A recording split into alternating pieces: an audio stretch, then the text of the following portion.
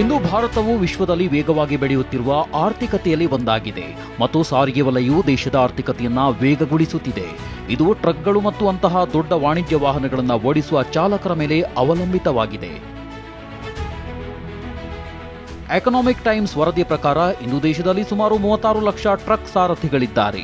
ಸಾವಿರಾರು ಮೈಲುಗಳು ಪ್ರಯಾಣವನ್ನ ಸಾಧ್ಯವಾದಷ್ಟು ಬೇಗ ಪೂರ್ಣಗೊಳಿಸುವ ಅವರ ಹಠದಲ್ಲಿ ಈ ಟ್ರಕ್ ಸಾರಥಿಗಳಲ್ಲಿ ಹೆಚ್ಚಿನವರು ತಮ್ಮ ಆರೋಗ್ಯ ಸಂಬಂಧಿತ ಸಮಸ್ಯೆಗಳನ್ನ ನಿರ್ಲಕ್ಷಿಸುತ್ತಾರೆ. ಇದು ಅವರಿಗೆ ಅಪಾಯಕಾರಿ ಮಾತ್ರವಲ್ಲದೆ ಹಲವು ಬಾರಿ ದೊಡ್ಡ ರಸ್ತೆ ಅಪಘಾತಗಳಿಗೂ ಕಾರಣವಾಗಬಹುದು ಮತ್ತು ಅಪಾರ ಜೀವ ಮತ್ತು ಆಸ್ತಿಪಾಸ್ತಿ ನಷ್ಟವಾಗುತ್ತದೆ.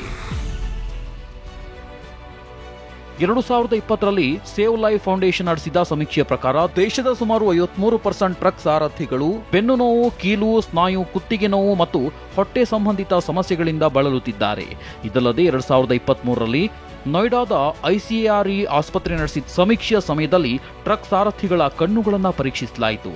ಇದರಲ್ಲಿ 50%ಗಿಂತ ಹೆಚ್ಚು ಜನರು ಕಣ್ಣಿನ ಸಮಸ್ಯೆಯಿಂದ ಬಳಲುತ್ತಿರುವುದು ಕಂಡುಬಂದಿದೆ. ಇಲ್ಲಿ ಆಶ್ಚರ್ಯಕರ ವಿಷಯವೆಂದರೆ ಹೆಚ್ಚಿನ ಟ್ರಕ್ ಸಾರಥಿಗಳು ತಮ್ಮ ಕೆಲಸದಲ್ಲಿ ನಿರತರಾಗಿದ್ರು, ಆದರೆ ಅವರ ಈ ದೌರ್ಬಲ್ಯಗಳ ಬಗ್ಗೆ ತಿಳಿದಿರಲಿಲ್ಲ. बहुत देर चलाते हैं गाड़ी तो आँख पर असर आता है, माथा में चक्कर आता है, पैर हाथ जो है सूजने लगता है. होता है कब कहीं रेस्ट करें, 2-4 घंटा रेस्ट कर ले, लेकिन जो गाड़ी माल रहता है तो रेस्ट करने का टाइम नहीं मिलता है. ದೇಶದ ರಸ್ತೆಗಳನ್ನು ಸುರಕ್ಷಿತವಾಗಿಸಲು ಟ್ರಕ್ ಚಾಲಕರು ನಿಯಮಿತವಾಗಿ ಆರೋಗ್ಯ ತಪಾಸಣೆ ಮಾಡಿಸಿಕೊಳ್ಳುವುದು ಅವಶ್ಯಕ.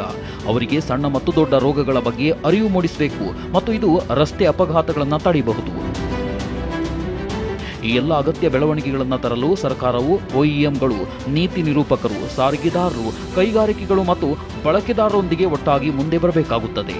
ಏಕೆಂದರೆ ಆಗ ಮಾತ್ರ ನಮ್ಮ ಸುರಕ್ಷಿತ ಪ್ರಯಾಣದ ಗುರಿಯಲ್ಲಿ ನಾವು ಯಶಸ್ವಿಯಾಗಲು ಸಾಧ್ಯವಾಗುತ್ತದೆ.